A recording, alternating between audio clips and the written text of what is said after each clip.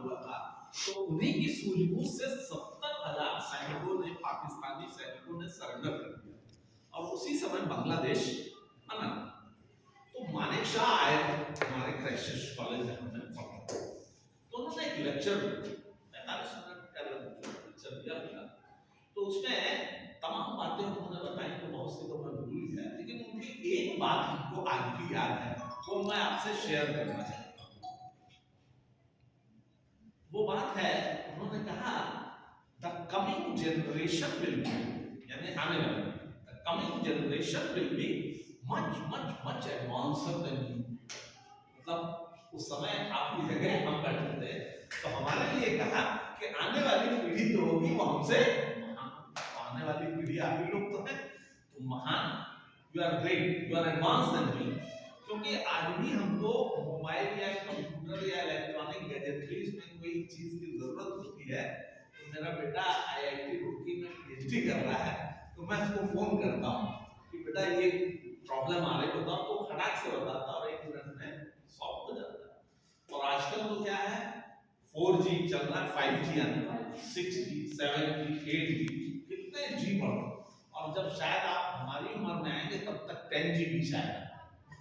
तो क्या है, लेकिन ये जितने भी जी आ जाए, मतलब जितना भी एडवांसमेंट हो जाए, 3G से बड़े नहीं। कौन? एक माता जी से बड़ा कोई जी नहीं हो सकता, पिताजी से बड़ा कोई जी नहीं हो सकता, और गुरु जी से बड़ा, टीचर से बड़ा कोई जी। तो इनकी बात को हमेशा ध्यान। तो क्या है कि हम जो आपको यहाँ पर आए हैं, उसका उद्देश्य दो है। पहला उद्देश्य पहले बताते हैं, वो स्वामी विवेकानंद के एक उदाहरण से हमको समझ में आता है। स्वामी विवेकानंद ने एक उदाहरण दिया एक बार युवाओं को उदाहरण देते समय, कि जैसे बाइसिकल देखिए तो चलाइए, उसके 2 पहिए होते हैं, ठीक है, तो उसमें एक आगे का पहिया होता है और एक पीछे का होता है।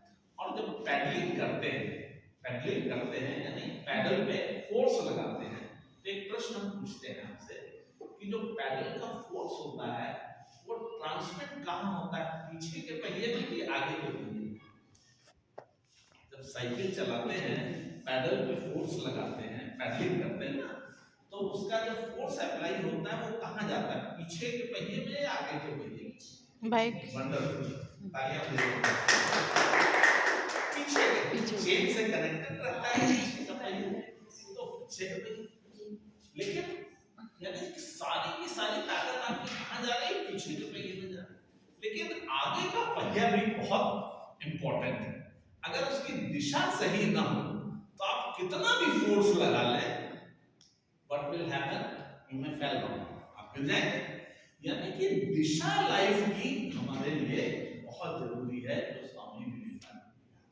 तो एक चीज तो ये है कि हम जो थोड़ी देर के लिए आए हैं, 1.25 घंटे के आसपास सर ने कहा, तो हम आपको जीवन की एक दिशा देने के उद्देश्य से हैं। और दूसरा क्या है, दूसरी एक सर्च करते हैं, एक खोज करते हैं। तो ये है कि जितने भी भविष्यवक्ता दुनिया में हुए, चाहे जीन डिक्सन हो, नॉस्ट्राडामस हो, स्वामी विवेकानंद रहे हो, महर्षि रमण रहे हो, महर्षि अरविंद रहे हो, सबने एक बात ये कही है कि आने वाले समय में भारतवर्ष पूरी दुनिया का सिरमौर बनेगा, दुनिया का नेतृत्व करेगा। तो कैसे उन्होंने ईश्वर की योजना को देखी। ईश्वर की योजना क्या थी? ईश्वर की योजना ये थी कि भारत को आगे बढ़ाना है, तो दुनिया भर की जितनी ग्रेट सोल्स थी, महान लोग थे, जितने बड़े बड़े साइंटिस्ट थे, चाहे आइंस्टाइन रहे हों, चाहे एडिसन रहे हों, चाहे न्यूटन रहे हों, चाहे विलियम वर्ड्सवर्थ जैसे साहित्यकार रहे हों, सबको भगवान ने, ईश्वर ने कहाँ जन्म दिला दिया? भारत। और वो सारी सोल्स आज ग्रोन अप स्टेज में आप ही लोगों के बीच में, आप ही लोगों के बीच में।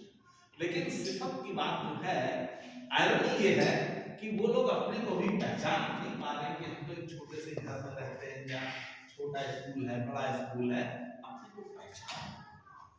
तो अगर वो पहचान अपने आप को लेंगे, अपनी शक्ति को, अपनी पावर को, तो वो उसी तरीके से महान साधारण एफर्ट से भी आप अपने जीवन को संवार सकते हो, महान सकते हो। आपने इस ठंड में बहुत से लोग नहीं आए क्योंकि ठंड पड़ रही, इस ठंड में अंगीठी जलती हुई देखिए ना, कोयले वाली जो अंगीठी जलती है, तो अगर आप एक कोयले को निकाल के बाहर रख दीजिए तो थोड़ी देर बाद उसमें राख का एक घेरा चला जाता है और ऐसा लगता है कि अंदर इसके कोई आग नहीं।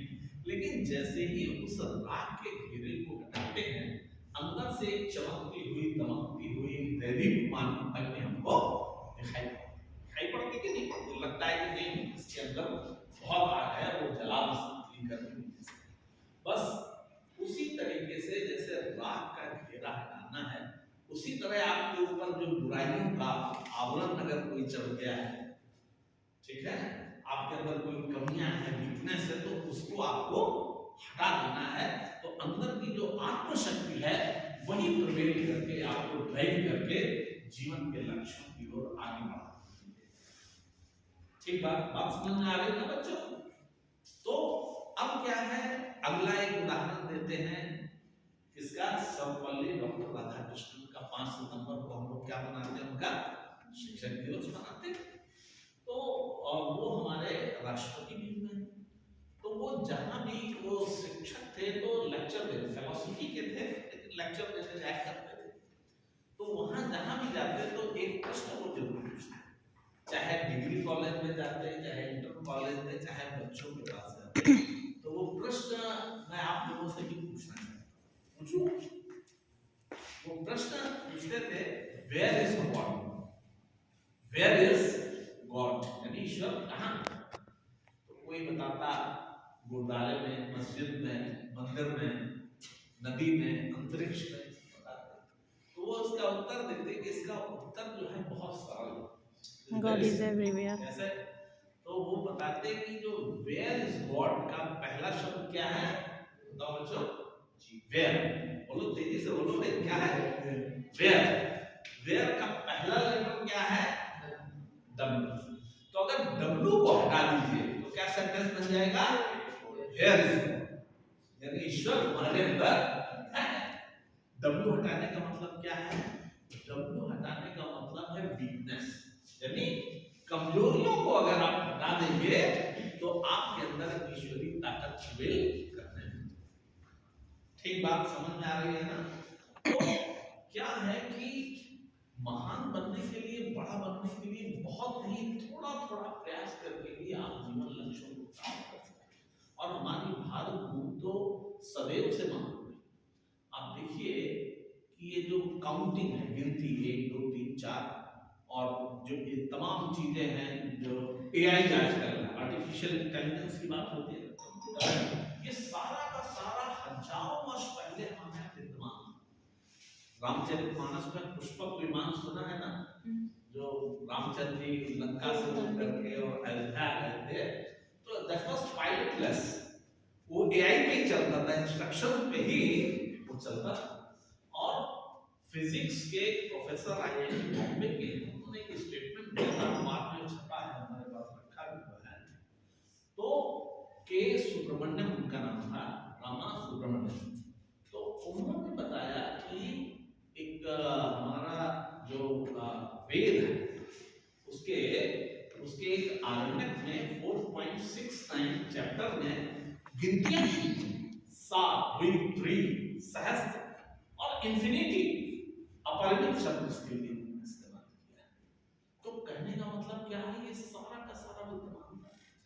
हम ग्रेविटेशनल फोर्स की बात आए तो किसका नाम याद करते हैं? न्यूटन का करते हैं।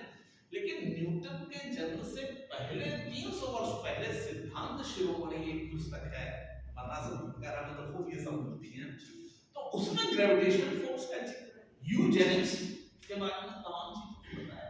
तो कहने का मतलब ये कि ये